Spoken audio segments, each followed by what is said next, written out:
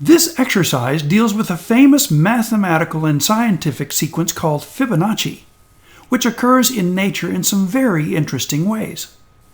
The idea here is to generate the sequence, which starts with 0 and 1, and then proceeds by adding each previous pair of numbers to get the next one. 0 plus 1 equals 1, 1 plus 1 makes 2, 1 plus 2 is 3, 2 plus 3 is 5, 3 plus 5 equals 8, and so on down the line. The code provided shows a loop that traverses the entire array, starting at 0 and ending just before 10 in position 9, the final position of the array. The question is how to define the loop body to fill in the missing values.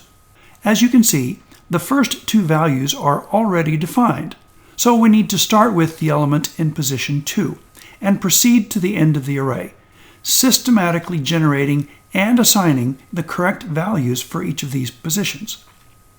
Here is a chart that indicates the pattern needed to do this. The value in position 2 needs the sum of the values in positions 0 and 1. Position 3 needs the sum of positions 1 and 2.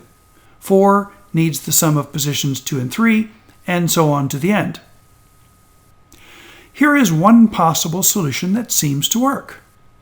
Since I starts at 0, jump 2 spaces forward and assign to position I plus 2 the sum of positions I and I plus 1. This would work. But would it? Look carefully all the way to the end. What happens? It blows up. Why?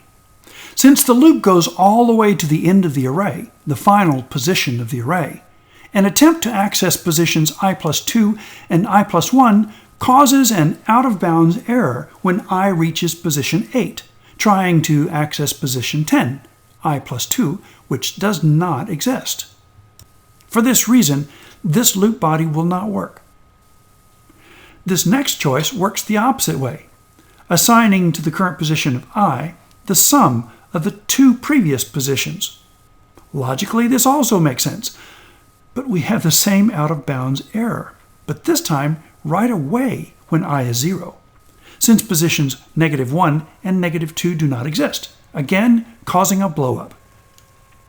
The good news is that both of the options we have tried can be fixed using an if statement.